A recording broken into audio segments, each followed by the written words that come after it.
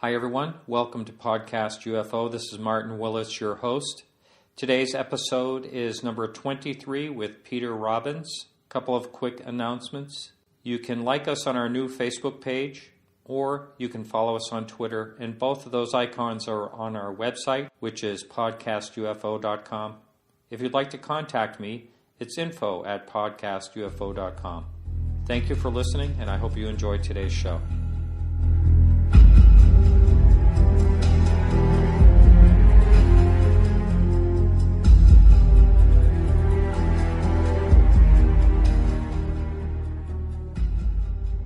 I'm with Peter Robbins, and we're at the Experiencers Speak conference in Gorham, Maine, September 8th. How you doing, Peter? Good. Good to be with you. Yes, thank you. I just heard you up there on the podium, and you did an excellent job. Thank you. It was wonderful. I appreciate that. You've been doing this a while. I have. I've been making part of my living as a public speaker for 25-odd years, I guess. And can you explain how, well, first of all, there's a number of things I want to touch on, and one of them is Rendlesham Forest. Can you explain how you got interested in the phenomenon to begin with? Well, I'd be glad to. I got interested literally in the course of an afternoon with the return of what may well be my only repressed memory of childhood, which was a very dramatically clear multiple UFO sighting with one of my sisters from the property of our home growing up on Long Island. And I say dramatic in that it was 5 silvery white disc-shaped objects in a very precise V-type formation. They were not shiny, they more were like brushed metal, and they were close enough to make out regular detailing around each edge that we could only interpret the way you'd see windows on an airliner at a distance. How big they were, I can't say. If they were 10,000 feet up, they were X size. If they were 5,000 feet up, they were Y. And this is broad daylight? It was. It was in the early 60s, not a cloud in the sky. I was 14, my sister was 12. Where was this? Rockville Center, Long Island, a bedroom community of Manhattan about 30 miles east of the city. And I I would have to say, a very happy childhood. Until then. Well, it was very troubling because what informed my emotions at the time was I had, without saying anything, been brought up to understand that the adult implied message about this phenomena was true, namely that UFOs are real in the movies, and fairly bad ones too. And I had so many other interests. I wasn't interested in the subject at all as a kid. I wasn't interested in science fiction, really. I was interested in nature and rocks and bugs and building things and collecting stamps and real Leave It to Beaver stuff. We were playing on the front lawn of the house and looked up in time to see these things come in at a very high rate of speed and then just stop. I think what was most troubling to me was I understood intuitively the tremendous ridicule factor involved. And as a junior high school student, in the throes of adolescence, all I really wanted, as I said, was, to get some cooler clothes, to be, accepted by kids that I wanted to be accepted by, and to get my hands on a girl. And you know how girls are. You tell one of them one thing, and they all know. And I'm only half joking with you. I really felt that if I talked about this to my friends, they'd see me as just a weird ball kid. And I found a way to put it out of my mind. Now, were there any other witnesses besides your sister? If there were, I don't know. One of the things that I did when I got involved in the research was I went to the newspaper morgue for Newsday, which was the big Long Island paper that we grew up with. And based on the date that I thought it had occurred, I went 6 months in each direction, and I looked at all the microfiche. It was the old analog stuff. I couldn't find anything, but the more I do this work, the more I realize, because, again, of the ridicule factor, why should I call the paper? Why should I call the cops? I saw a flying saucer. Give me a break. Yeah. So a huge number of reports, especially back then, went unreported. And if there were other people that saw it, I don't know about that. I know it was a very quiet late morning in our suburban area, and nobody was around. And that memory got a lid on it, and 15 years later, almost 14 and a half years later, that memory came roaring back. And I have to tell you, it was very upsetting for me. Do you mean you suppressed the memory? I mean, that's what I must have done. I didn't understand what I was doing, but I knew that I didn't want to see what I thought this might be so badly that afternoon for the first time the last time in my life, I went to our village library and I took out books on this subject. And in the 60s, there were quite a lot of UFO books in libraries. Interestingly, in the 70s, a lot of libraries dumped their UFO books, or most of them in book sales, because libraries felt the sting of ridicule. You got books on flying saucers. How serious is your library? I think the government was behind that. I don't know, but I know that... That was a joke. Yeah, well, okay. You're right. Who knows? Yeah. The fact is, though, that all I wanted to know was that these things were explainable in conventional terms. I pulled them off the shelf because they both had flying saucers in the title, took them home, went up to my room, closed the door. They were both awful in terms of saying they're from Venus, no, they're from Mars. Brought them back to the library the next day and forgot about them. Can I interrupt you just a second? Yes, you can. So you're, at that point, even as young as you were thinking more of an academic, scientific nature of looking into this. I just wanted to know that they were something I could wrap my head around. The idea of being machines from parts unknown by other intelligences was beyond unsettling to me. It was very upsetting to me. I was living in my own cheerful little world, and this was not part of it.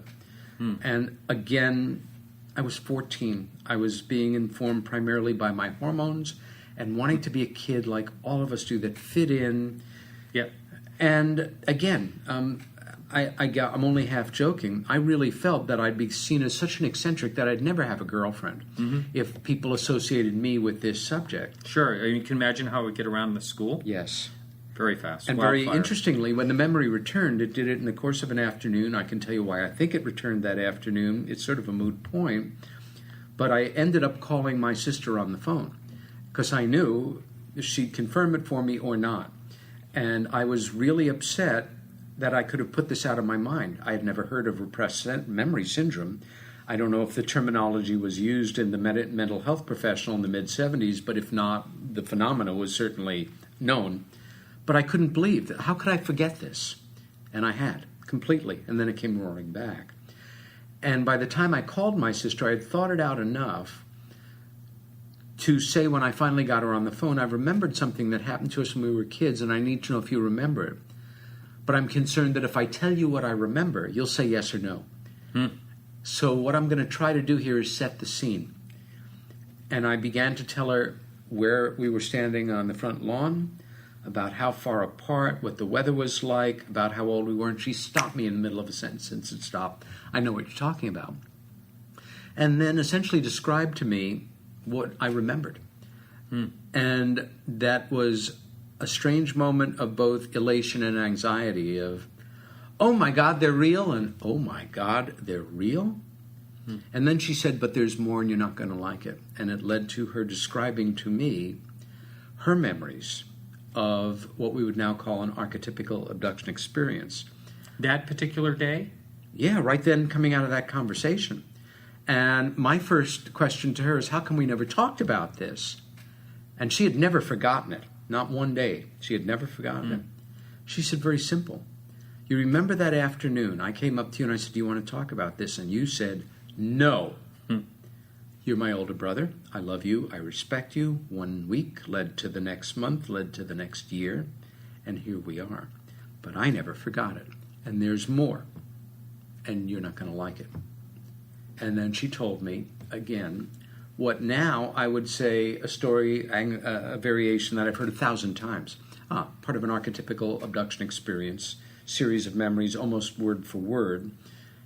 Then I just became extremely upset, and I had a moment, and I'll categorize it as a moment, where I thought to myself, oh my God, my sister's gone crazy. And then I caught myself and I said, but 3 seconds before that, it was perfectly okay to have 5 flying saucers with little windows on them hanging over the Parker's house across the street in a precise military formation.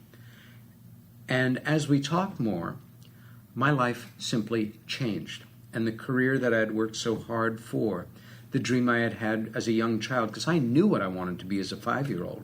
I was a very gifted visual artist, and my parents sacrificed to give me oil painting lessons when I was 8 years old. I graduated from, I think, the greatest art school in America. I went on faculty there as a painting instructor 3 years later. Really? Wow. I was showing my work in New York by the time I was in my late 20s. I was living my dream, and I knew it.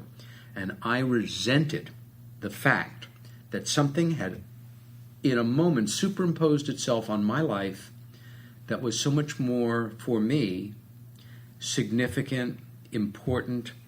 I became obsessed with the subject overnight. There's no other way to say it. And it affected my art dramatically. So much so that I had, about 3 months before, I had a visit from an up-and-coming art dealer who, within a few years, became one of the most powerful, wealthy, successful, influential art dealers in New York City. And I'll go on the record with it. Some of your listeners ultimately may know who this is. Her name was, and still is, Mary Boone. Mary was a smart woman, sharp as a tack, with a great eye for art. And I knew even then that I really wanted to be represented by this young woman. She was showing out of her home. And she... Out of her home? Well, originally, yeah. And she... liked my work well enough, what she had seen 3 months earlier, that we made an appointment for her to come back. And now she comes back about 3 months after this revelation has hit me. And all I know is I'm almost like, if I was a writer, it would be the equivalent of automatic writing. I'm doing page after page after page of elliptical shapes, and then drawings of disc-shaped objects, and then almost fake schematic drawings of flying saucers, and then back to ellipses. It must have looked like I went out of my mind. You know, I think about Richard Dreyfuss and the Mountain of Potatoes. That. Yes. I was obsessed. Yeah. And all I knew was, oh, she came in, oh, hi, Mary, here's my new work. And as she started to look at it, it hit me. I mean, she was really... It obviously made her very anxious, and appropriately so. And I realized, God, I can't even talk about this. And I put this poor woman on a spot. I should have just canceled this appointment. I'm so locked into my own crazy little world right now on this. And it's a way of trying to, you know, just manifest what happened to my sister. What's this thing all about? I was literally in the throes of obsession. And she made it clear to me, as nice as she could, and she's a very nice woman, that she didn't know what was going on with my work. Something had happened that had taken it off of the course that she was interested in seeing, and she wished me well. And that, wow. You know, and that was that. Now, did you do abstract work before that? I did. I was actually doing an interesting, I think, an interesting combination of very stark modern kind of conceptual sculptures and drawings and wash drawings and sketches that were informed by political thinking and ancient sites. And I wasn't interested in UFOs, but I remember I had done a lithograph sometime before that, a very simple one of the Great Pyramid with just sort of a handwritten caption under it. Was the Great Pyramid a radio receiver? And then a beautiful schematic drawing of Stonehenge in graphite. And above it, the Chinese at the time manufactured these beautiful silk portraits of Marx, Engels, Mao, all the great communist leaders, and you could buy them at the Chinese stores in New York for a couple of bucks. And I had a beautiful one of Stalin, one of the worst people in the history of the world. Absolutely. And it was black and white and gray, silk. And I had glued it on this beautiful rectangle above the picture that I had drawn in graphite of Stonehenge. And then with like a red grease crayon, I had just drawn a slash through the picture of Stalin. Wow. It had a great dynamic to it. So it's conceptual work as well. Well, yeah. And I was doing wash drawings of fragments of Mayan pottery and Chinese pen drawings of fragments of Tibetan watercolors. I love the esoteric. I was looking for dynamic compositions within a rectangle. I was trying to show I was a sophisticated, grown-up New York artist. You know, I mean, I'm just playing the game and taking myself very seriously. And all of a sudden, my trolley jumped the tracks. And this afternoon happened, and I thought, my God, I'm lost. This, my sense was, if Mary is listening or ever hears this, I'll email her a clip. well, all I can say is she went on to become one of the most dynamic, important, influential, and successful art dealers in modern times in New York. And even though I had no part in it, I was very proud of her at a distance, and I wished I could have been part of it. But and I always understood her reaction. I thought she handled her anxiety for me, as well as the awkwardness of the moment, with a great deal of class and consideration. But at that point, I realized I needed this to hold on to, and I continued to paint and draw and show my work to a degree for another 6 years. I continued to teach also, but the heart had gone out of it for me. And I was more and more studying UFOs and learning about them and reading about them, and ultimately reaching out and making contact with a few people in the field, because for the first year I didn't want to meet anybody that was doing this work. They had to be crazy. Well, can I just stop you for a second Sure. here? We're talking back in a time, everyone is so used to the internet. And we're talking back in a time where it was books. Books and conferences. Yep. And that's it. That's right. So when did you first go to your the initial conference? Well,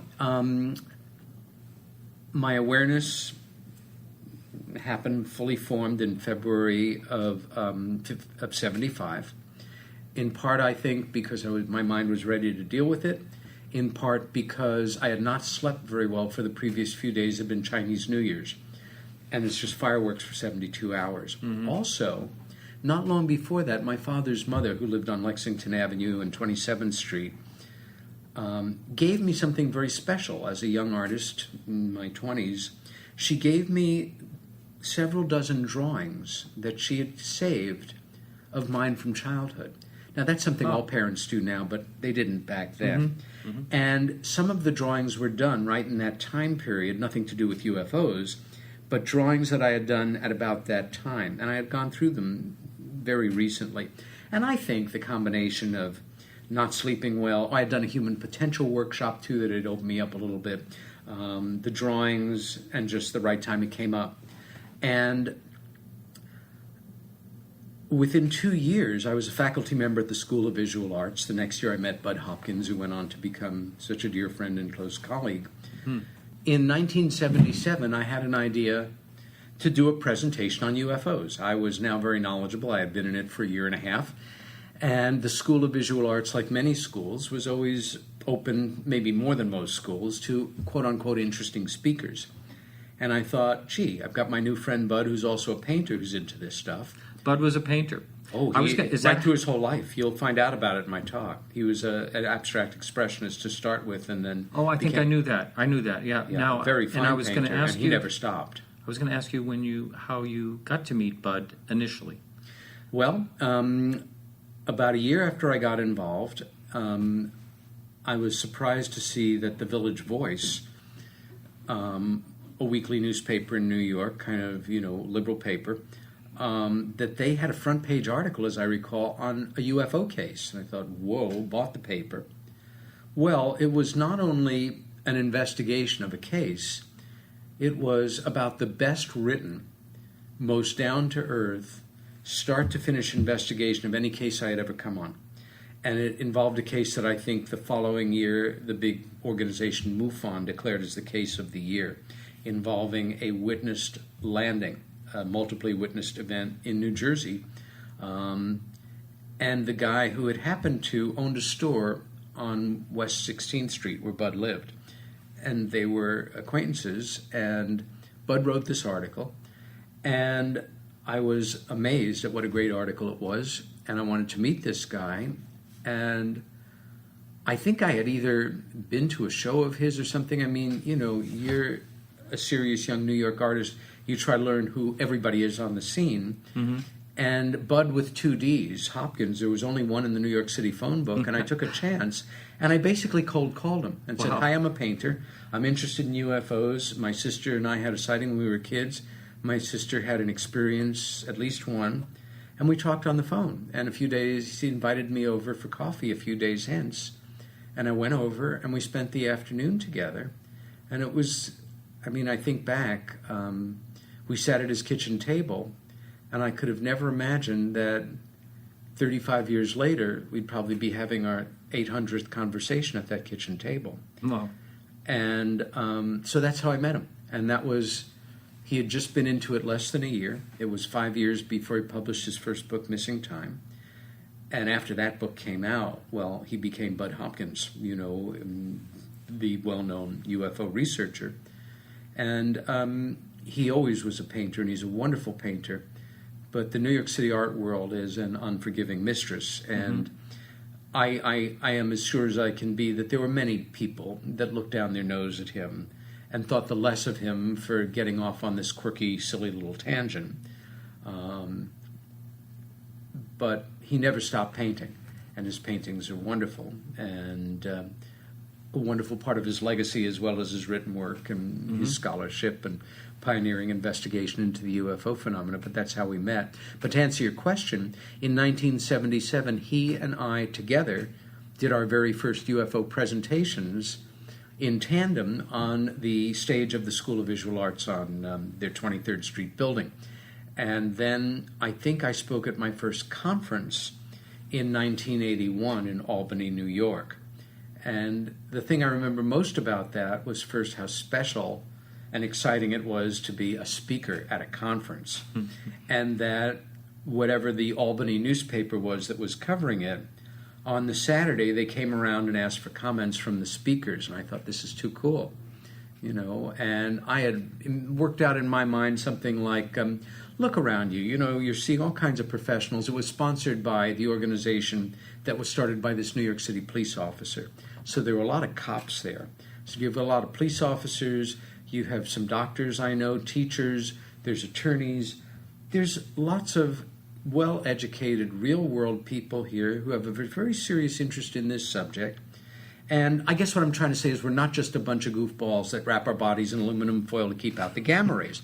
He thought that was very funny, thanked me, and walked away. I think you see this slow car crash coming. And the next day, it was Sunday, and it's the features section on Sunday. And of course, all I want to see is my name in print. And I go down the column, and it's like, Peter Robbins, New York artist and conference speaker, says, we're not just a bunch of guys who wrap our bodies in aluminum foil to keep out the gamma rays, end quote. And I thought, very interesting, Grasshopper. What's the lesson here? So, and that's all they wrote, right? That's all they wrote. Got me good. Yeah, I don't make it that easy for them now. That's all right. Yeah, it wasn't at the time, but it is now. Wow. So, we have, like 10 minutes or so to go here. And I wanted to talk about your book.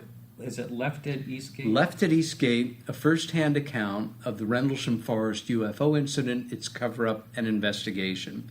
Something I'm tremendously proud of. That took almost 10 years to write. Took every bit of money that I had saved, that I had made, essentially put me into undeclared bankruptcy. My co-author, the same thing. It became another matter of obsession. I just knew we had to finish this important book about what is now regarded, without question, as England's best known and maybe more important, best documented UFO incident. And that book, which was terribly handled by a almost, I'll call him felonious publisher. They did a number on us, but the English publisher, very small press, but that book became a major bestseller in the United Kingdom, and it changed our lives, and I think without question, it changed the way that many British people think about the subject of UFOs in general, in this case in specific. And I know that Tony Blair certainly had a copy. Whether or not he read it, I don't know. The former Chief of Staff of the Ministry of Defense, a former Admiral of the Fleet, and when we knew him, Sir Lord Peter Hill Norton was a member of Parliament, and he went out on the floor of the House of Lords with his hardcover copy in hand and basically went in the face of the then Secretary for Defense and asked him a series of questions out of our book. And it's all in the Daily Record of Parliament, which I'm very proud of. That happened in 1997. The book was republished in 2005 in an expanded edition. And it documents my co-author's involvement and the ramifications of that involvement in being an eyewitness to one of a series of events that constitute the so-called incident that took place over 3 nights, consecutive nights between Christmas and New Year's in December of 1980. And Larry left the service with an honorable discharge sometime after that, and then 2 years later went on to become not a, but the whistleblower on the case, and caught holy hell, and 31 and a half years later is still taking heat and static and attacks from people for having the courage to do something extraordinary. It was just a lighthouse. Yeah, right. It was a lighthouse. It was a fertilizer truck on fire. It was, troops smoking reefer in the woods when they're supposed to be guarding nuclear ordnance. It was so many things. Yeah. So in that case, Jim Penniston touched it. But also, didn't he come up with some type of algorithms or something in his mind that he later attributed to the experience? Well, you're talking, remember, we're talking about a series of events and incidents over 3 nights. Yes. Everything from sightings to landings to appearances, etc. On the first night, among other things, 2 law enforcement personnel saw a light go down in the woods, radioed in for permission to investigate, and that was John Burroughs and Jim Penniston. And they came upon a craft of undetermined origin, not terribly large, just gently kind of floating through the woods, as I understand it, about chest height. And at one point, Jim touched it, and now says that when he touched it, a binary code that's what it was, a binary downloaded code into his head. Right. And that in December of 2010, at the conference that we had created to mark the 30th anniversary, where he and John spoke, I spoke, my co-author spoke briefly, Linda Howe, who they were working with at the time, spoke, and Nick Pope, former of the Ministry of Defense, came in on the question and answer period. But at that conference, Jim went from saying, in so many words, it's my stated belief that it was time travelers that were responsible for this, to saying, when I touched it, this binary code downloaded into my head, and initial translations are that this was time travelers from our future. And the audience went very, very emotional. How could you have not made this public for all these years? And what was it? Well, I wish I could tell you, but I'm on a non-disclosure agreement with Prometheus Productions, which we're here working on a documentary. And that documentary came out, and the truth was not revealed. And Jim and John have made it clear to all of us that they're working on a book about this now. And I look forward to seeing the evidence to establish that this was time travelers from our future. Wow. But this is the newest tip of the iceberg, so to say. Yeah, is there other new things you can touch on that have come to light? Well, the former deputy base commander who went into this as a skeptic, but then was told that they were back and went out into the woods. Mm-hmm. Yes, Colonel Halt, with a number of men and his own tape recorder, recorded their reactions as they watched a unknown come in very close over them and shine down a beam of light to their feet. And what I now know, that I learned in June through Gary Hazeltine. Gary is a respected British UFO investigator who also happens to be finishing a long and distinguished career as a serving British police detective in Yorkshire, and has certainly earned his retirement and is getting married later this month, and we all wish Gary the best. But Gary has been working on a screenplay on Rendlesham, working with Charles Halt from his point of view. And what kind of shocked me was learning in June that Charles Halt and his men, who observed the light coming in that later manifested itself as a craft on the ground that Larry and the men he was with were ordered to surround, was actually at one point walked around the far end of the field that Larry was in, came into a second farmer's field, came around the other side to the beginning of a stand of trees that comes out into the field called Capel Green, where Larry Warren, my co-author's event, took place, and by my reckoning would have been in a position to observe if the time frame were right, what was going on there with these other men. And when Gary asked him what happened next, what he saw, what he remembered, his response was, "That's the funny thing, I don't remember," which I found absolutely shocking. Now, for a lay listener, that might sound like, somebody making believe they don't remember, or that, the government made you forget or something like that. Mm-hmm. But in events where there is an intercession, so to say, with these other intelligences, the reactions of people who are having a profound sighting or an experience or an abduction or what have you, and I don't claim to know what happened, but your reactions can be so antithetical to the reasoning of the seriousness of the moment of, gee, how lovely the flowers look, or gosh, I'm tired, I think I'll take a nap. No joke. Or gosh, I wonder what's on TV. And, something just shuts down in your brain. And for them, having just had this beam of light shine down to the ground as this unknown comes over them, we can only imagine the adrenaline dump or what have you at that moment.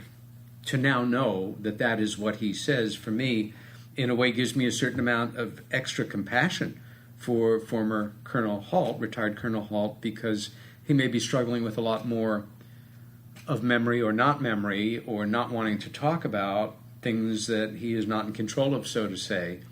And again, this is the tip of the iceberg. This incident has spawned a tremendous amount of controversy, a number of books, thousands of pages of articles and monographs, ever so many documentaries, and it's 31 and a half years later now, and it is still hitting the fan. It is still ongoing. Wow. I gave a talk 6 weeks ago in Phoenix, and one slightly before that in Sedona, Arizona, on updates on this case. The month before that, I spoke at a conference right back on location in Woodbridge, Suffolk, England, on updates on the case, the personalities. It is such an important event, and there's so much real evidence for it. If our Congress ever had the courage, they don't have the courage of anything right now overall, but if they ever had the courage to look into UFOs, this could be the case that could crack it open.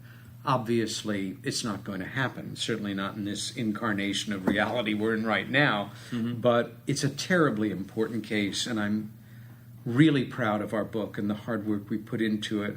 And now, did Nick Pope help out with any part? Nick was, he was very supportive of my efforts. We hadn't met until literally the week that the book came out. Larry and I had come over to England for a month to do what amounted to close to a 15-city speaking tour. And I had made a positive acquaintance of Nick in his role in the Ministry of Defense, and he had just been very supportive in wishing us well on our project. And when it was in galleys, I sent them to him. I was hoping that, because he's an important, distinguished personage in this, that he'd write us up a blurb. And he liked the book very much, and he wrote us a great statement that I really appreciated. And for years when he lived in London, I'd often stay with him on follow-up trips. He's now married to an American woman. We all wish Nick well, and he now is a resident of Southern California and Arizona, depending on the time of year, on a new part of his life, yes. Wow, I didn't know that. Yeah. Well, hey, this has been absolutely fantastic. We're out of time, and I really enjoyed speaking with you today. Well, a real pleasure, and so good to connect up with you at this conference and earlier on the phone. And I'd be happy to return at any point in the future and pick up on the UFO topic in general, or talk a bit more about Rendlesham. And again, all the best with the podcast, and I am fascinated by this, and wow, I know you're going to be a major player in this as we move forward. Well, thank you very much. Okay, so this is Martin Willis with Peter Robbins, and that's it for now.